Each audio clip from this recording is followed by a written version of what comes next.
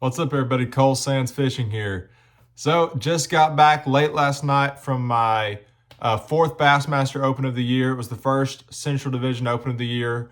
It was on Ross Barnett, and I had a great tournament. I finished in fourth place. Super blessed, super thankful to have such a great finish, especially being the first Central one. That's really good for points. And I just thought I'd do a quick recap. Just to help y'all out, kind of run down what I did, the gear I was using, the techniques I used. And but first off, I want to say how much I appreciate the texts, the prayers y'all sent up, the calls, and I mean just everything. All the support I get, guys. I really do appreciate it, and I can't thank y'all enough. But so going down to Ross Barnett, it's last week in April. I'm thinking, it's a little bit further south than we are here in Tennessee. I think these fish are probably going to be around the spawn, but there's probably going to be some post-spawn fish, maybe a couple pre-spawn fish, and really had no clue what to expect. I tried to watch as much, stuff on YouTube as I could about it, and read as much as I could, but it's a place I'd never been to. I didn't really talk to anybody about it, and I figured I'd go out there blind, give myself plenty of time to practice, and just kind of try to figure it out as the week goes. Really was able to scrap together a good tournament. So when I got down there, the lake was high, it was muddy, it was blown out. And if y'all have never been there, there's a ton of standing timber, a ton of stumps. It's a great place to mess up a boat. So it's really hard to get around. And if it's windy, the lake is super wide, so it can get pretty rough. So in practice, man, it looks overwhelming. But what I decided to do was to pick a certain section of the lake. The only thing that I noticed was consistent through all the videos and articles that I read before going down there was that the East Bank was where most stuff was won. So I like to stay away from crowds if I can. So my plan was to fish the West Bank the first day of practice, but turned out that the wind was hitting the West Bank so hard. I was like, I'll spend my time on the East Bank and, see how it goes. And sure enough, I get down there, just don't know nothing about it. So my plan was I had 4.5 days of practice, which is a pretty good bit of time. My plan was to fish the whole entire East Bank and just figure out, what parts of this East Bank where all these tournaments are usually won are most productive this time around. And I happened to get very fortunate. I spent the first little bit of the morning, my first day of practice, looking for a shad spawn. I didn't find one. And so I just got on the East Bank and started fishing up it. And I got in a little area and got a few bites the first day I was there. Had a decent bag, about 13 pounds. Kind of tried to stay in this one area because I was seeing some shad. I was seeing fish blow up. It was a beautiful mix of lily pads and eelgrass and hydrilla and pepper grass. There was a hard shell bottom out from the grass. It just seemed like a perfect area for the fish to stage, move up in the grass and spawn, and then pull back out on that shell and feed. And turned out it was what got me a top 10 finish, a fourth place finish in this one. And I spent the rest of my practice looking around, trying to kind of find some sneakier stuff. Had a little deal going up the river, finding some offshore shell bars, little patches of shell like the size of my front deck. Thought I could catch some fish, and I was actually planning on going up there first day of the tournament, but I got a bad boat number, so I decided to stay kind of closer, and it was honestly the best thing that could have happened because if I'd have ran upriver, I probably wouldn't have caught them as good as I did. But so as far as techniques, in practice, the deal was definitely, like I said, I was looking for a shad spawn. There might have been a little bit of one going around, but the deal in practice was definitely this little flashy swimmer. Just kind of throwing it, I think that's like a 1/4 ounce weight. That's the True Bass 4-inch swim bait bass whacker. Throw that around the lily pad, the dollar pad and lily pad stems, that mixture of grass. That was really good to cover water with, just kind of trying to throw this out there, cover a lot of water, just trying to see what areas have fish and what areas don't. One thing I noticed on Ross Barnett is that there's a ton of dead water. There's a lot of water where you just can't buy a bite. So, and it seemed like if you got an area where you got a few bites on this, you could slow down, really pick it apart, and come back through and catch several fish, with slower techniques. So that was definitely the deal in practice. In the tournament, I caught a few fish on it, but I didn't end up weighing any in on it. In practice, there was a lot of wind, and during the tournament, it was pretty slick calm, so I had to kind of back off and throw some slower moving baits, and that really helped me get a good finish. But so, practice went okay. It was extremely tough to get bites a couple days. The water was falling the whole time we were there. It was really muddy. The water was falling, a couple inches every day, kind of put those fish, those shallow fish especially, into shock.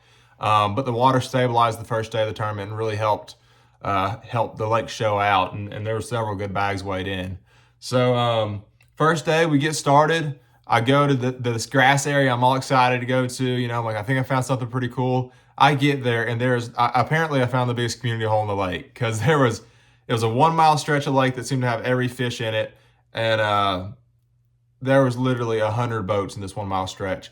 All you could do was get about a 25-yard piece of this stretch to yourself, where the grass would meet the shell, and that was it. Like, so I get there, I try to get on my best spot. There's 2 boats on it. One of them catches 26 pounds the first day. He's in the lead. I watch him catch an almost 9-pounder. There's boats to the right, boats to the left. I'm like, there's one open spot here. Like, I can't get here anywhere else. I'm not going to pull up on somebody and start throwing over their line. That's not me. I'm like, I'm going to get over here. You know, there's a boat on my left, there's a boat on my right, but at least I can cast around a little bit.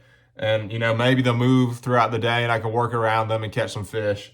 And the morning started out really slow for me. I was watching a lot of people catch fish around me. After the first day, I was in 7th, but I watched 1st, 3rd, 4th, and then 2nd was also fishing the same stretch, just a little bit further up. But I was watching all these big fish getting caught around me, and it was pretty hard to watch, but I stayed consistent. I stayed. I kept my head in it and just really had to grind out 5 bites. All I got all day that first day was 6 keeper bites. I lost a 4 to 5 pounder. That really cost me. It actually probably cost me winning the tournament that first day, or winning the tournament overall. But, you know, I lost it that first day, and I weighed in like 1.25 pound fish. But I was glad to have it. Like I said, I caught 5 keepers that first day.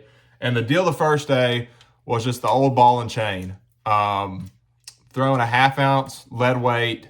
When I'm fishing, you know, just a Carolina rig, I usually go with lead because I can feel the bottom fine. I'm usually throwing a big enough weight to feel the bottom. Throwing a 1/2 ounce lead weight, put a couple red beads on there just for sound. Like I said, the water is pretty muddy. As far as the line, and the line was crucial this tournament, I was fishing around some really gnarly shale. There were stumps, and it was only about 2 foot deep. Anywhere from 1.5 feet to 3 foot deep was the depth range I was in. I was around a mixture of grass, pad stems, and but there was so much pressure, I kind of wanted to downsize my line a little bit, even though it was muddy. So I put on 16-pound Yozuri T7 fluorocarbon. I use that as the main line and the leader as well. And as far as the bait in, I was throwing just a little brush hog, you know, a little creature bait, dipping the tail chartreuse. And that color is just kind of a darker color. That's the California 420, 4/0 hook. As far as the rod setup, it's a 7.2 medium heavy, Witch Doctor Tackle Voodoo 2 series rod. The rod's got an awesome tip, so it's super sensitive. I was dragging on that shell, and you feel little ticks, and you could really feel when that fish got it. But it's got a great backbone. I boat flipped every single fish I caught on this 7.2 medium heavy. I had almost 5.5 pounder the first day.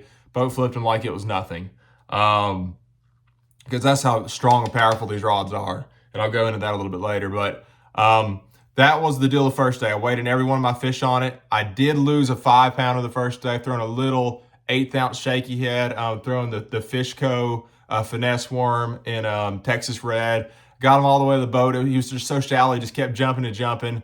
Jumped twice, got into the boat, he jumped again and come off, which that stung a lot, but it happens. That's part of fishing. I'm sure a lot of people lost fish that week.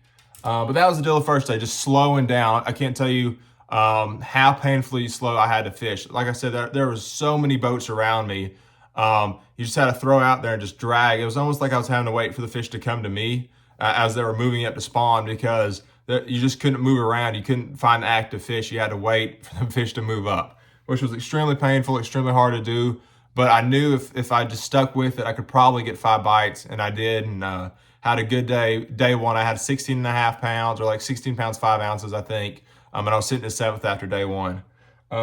So day two, pull up there, and it's the same deal. There's boats everywhere, and I can't hardly get a spot. So get out there on day two. I'll kind of wiggle my way in. It wasn't the area. It was about 35, 40 yards away from where I caught them the first day, because there was a boat on it. Several boats around me still. And I got in a spot, and I'm out there and I'm fishing, and nobody was really catching them that morning near as good as they did the first day. That first day, I was watching everybody around me, co-anglers as well, just catch them. The second day, I pulled out there, and it's slow. I can tell it's a tough bite. I catch one like a 2 3/4 that morning, which I was glad to have. Lose like a 3-pounder, which stung. And then, it's a grind. Nobody's catching them. I watched one guy maybe catch 2 fish. And then I just slowly pick up a couple keepers. I get up to 4 keepers, 3 small ones, about 14 to 15 inches. They only have to be 14 inches to keep there. But so I get to 4 keepers, and it's about noon, or even it might have been even about 12:20, and I was doing about 3. And I was like, man, I cannot just sit out here and wait for these fish to come. Nobody's like, it just completely died. I just sitting out there for almost an hour and a half, and nobody was catching them. I was like, I'm gonna have to make a move. I was looking, further in. I'm thinking, these fish have been pre-spawn. A lot of these fish that we were catching on day 1 are pre-spawn. I was watching the people around me. They were super fat. The ones I caught were fat. They were light color, like they were moving up to spawn. Like, what if these fish just pushed a little bit further in the grass? And so I was like, I'm going to just kind of fish my way in, see what happens. I'm wasting my time out here. It seemed like all those fish that were on the outside of the grass had kind of dried up. So what I did, I picked up a little 1/8 ounce tungsten weight, 4/0, I think it's a Hayabusa hook, extra wide gap, and I put on a little Fishco money stick. And I rotated between a couple colors. I rotated between this green pumpkin purple flake and a darker color, more like a black and blue. But just Texas rigging that little money stick. And what I was doing with it is I was just slowly fishing it through the pad stems. Like I said, it was about 2 foot deep. This is a big thing in Florida or anywhere else you go to around the spawn, is just throwing a Senko and throwing it on a super lightweight. It seems like the more finessey you go, the more bites you'll get. And just, Texas rigging it just like that, really lightweight, throwing it out there, and I was just kind of barely dragging it, shaking it on those stems, and caught a really good one, like a 2.5 pounder, which was a good one for that tournament. Might have even been a hair bigger than that. Caught one on it, caught a few more fish, filled out my limit, and worked my way up a little bit. And then late that second day, I didn't have a whole lot of weight. I knew I was just right there to making the 3rd day cut, and I had to make a change. And I was thinking, if these fish have moved up to spawn, and I was noticing they weren't getting a ton of pressure up there shallow, but if they had moved up, something they ought to bite is a frog. That's something I love to throw, especially around any vegetation. There was reeds on the bank. There was lily pads mixed in, a couple different grasses. And what I was doing with this frog, and this is what saved my tournament. I made a great decision the second day. I went up shallow, picked up just a little frog. I threw a couple different ones. I threw a little jackal one that was a bluegill color, and I threw this booyah one. They actually ripped my jackal one in half the second day, and I switched to the booyah one and caught some on it. And then the last day, caught all mine on this one. But just throwing down a 65-pound Yozuri braid, 7.6 medium heavy witch doctor tackle rod. It's the Voodoo 2 series. And you'd think a medium heavy, that's probably not heavy enough to frog fish, but these rods are so strong. Seriously, what was happening, I would have went with the heavy, but the fish were so shallow. These fish were in like a foot to a foot and a half. And when they'd bite, I would set the hook and they'd go flying like halfway hit the boat, even though I was just using a medium heavy. And even though there were good fish, I'm just, when you're using straight braid, there's no stretch. I wasn't making super long casts either. I was making super accurate casts, not very far. And so I didn't want to go with a heavy or an extra heavy. So I just went with the medium heavy. It allowed me to get a little bit more tip for accurate cast. And it still has a crazy amount of backbone. And I had no worries about boat flipping every single fish and getting them in the boat once I hooked them. But yeah, 65-pound braid. I was throwing like a 7:3-to-1 gear ratio, something I could, get them out of there pretty good with.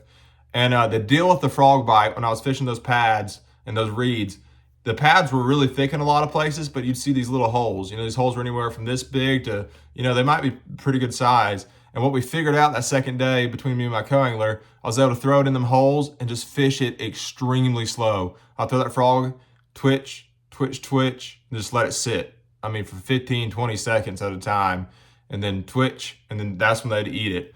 And it was a super fun bite, some of the most ferocious blowups I've ever had. Saved my day too. I weighed in 14 pounds, 14 ounces, but I had a dead fish penalty because one of the fish was hooked in the tongue. and nothing I could do to save it. But so I ended up with 14 pounds 10 ounces after the penalty, which didn't cost me anything, thankfully. But it was an awesome way to end day 2. I was super fired up going into day 3 because I thought I figured out something, going out there the last day. And so day 3, I made the day 10 or the day 3 cut. I'm in the top 10. I'm sitting in 4th place going into the last day, and I was excited because there's only 10 boats. I'll have a little bit more room to work. A lot of the boats didn't make the cut that were in that area. I knew there'd still be probably 3 or 4, and there was that made the cut out of that same area I was in. But I felt like I was pretty dialed in on what to do. So that last day I go out there and I start off, I start off with my Carolina rig. I'm sitting out a little bit further. I'm dragging around, and I can't get them to bite. I think those fish have just been so beat up, and so many have been transported away that them fish are just about shut off. So about 8 o'clock that morning, I decided I'm picking up this frog. I'm going to go through the stretch of grass. I'm going to fish as slow as I possibly can. And a big key to this, and something I did the second day while I was dragging my Carolina rig with all these boats around me, I turned off all my electronics.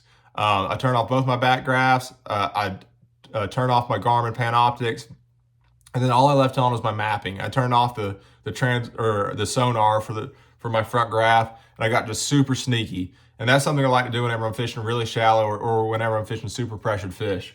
So I went in there fishing just super slow, easing my way into these reed clumps. And there's certain places there'd be reeds and then there'd be water behind them. And I was making flips with my frog, not super long cast or nothing, but flipping my frog around these reeds and just working it super slow. And started off good. My first, I caught a small keeper to start with, and then I catch a 4-pounder, which was my kicker the third day of the tournament. Catch a couple gar and mudfish and different stuff. There's a lot of diversity on this lake. Had to keep my frog away from the gators. There's a lot of gators trying to chase it, but I went through there super slow, throwing this frog. Probably caught 7 or 8 keepers, and this is a tough lake. Nobody was catching a lot of fish. Very, very few people were just catching a ton of fish. Everybody was getting 5 to 8 keeper bites a day, it sounded like. And that was me. The first day I think I caught 5 keepers. The second day I might have caught 12 keepers. Then the last day I think I caught 8 or 9 keepers. And I was catching them better than a lot of people were. But the deal was definitely picking up this frog, fishing extremely, extremely slow. I can't tell you how slow. I was just targeting them little holes, and I think there were some fry garters up there, some fish trying to spawn. A couple of the fish I caught were peeing, which is a good indicator that they are spawning. And I was throwing that frog in some holes, and I could see little bass fry going around. So I definitely think some of that was fry garters. And so that last day I weighed 4 of my fish in on that frog, and then I did scoot back out once I had my limit on a frog. I drove the Carolina rig, and I did catch a good 2.5, 2 3/4 pound fish on that Carolina rig, which made for a good cull. It got rid of like a 1.5 pounder, and then it kind of slowed down after that. I kind of tried to give my frogfish a break, and I scooted out and fished for a while, and then I went back in and tried to catch those frogfish, and I honestly think I might have caught them all. I know that sounds crazy to even say, but I was fishing so slow and so methodical the couple times I fished in there late the second day, and especially the morning of the third day, that when I went back through there again super, super slow, I couldn't get a bite. And I don't know if, I might have hit it at a weird feeding period, or I just caught most of them. And but anyways, it was a great tournament. Finished in 4th place. Can't thank my sponsors enough. Without that Yozuri fluorocarbon, I didn't break off a fish all week. That I didn't even replace the line. I was talking to my buddies about it. Like, I've had the line on this Carolina rig for a long time. It's that high quality. It's that strong. Boat flipped every single fish I caught this week. I didn't worry about having to grab them. And just a great tournament. I appreciate y'all just messaging me, following along, and everything. But that's it, man. A great tournament. My next tournament is in July at Lake Oneida. I think it's first week in July. We're 4 opens in. I got 5 left. I moved up a bunch of points this past tournament. I'm sitting in 5th overall. I need to be top 3 at the end of the year to make the Bassmaster Open, or the Bassmaster Elite Series, and or I need to come in the top 3 in a division.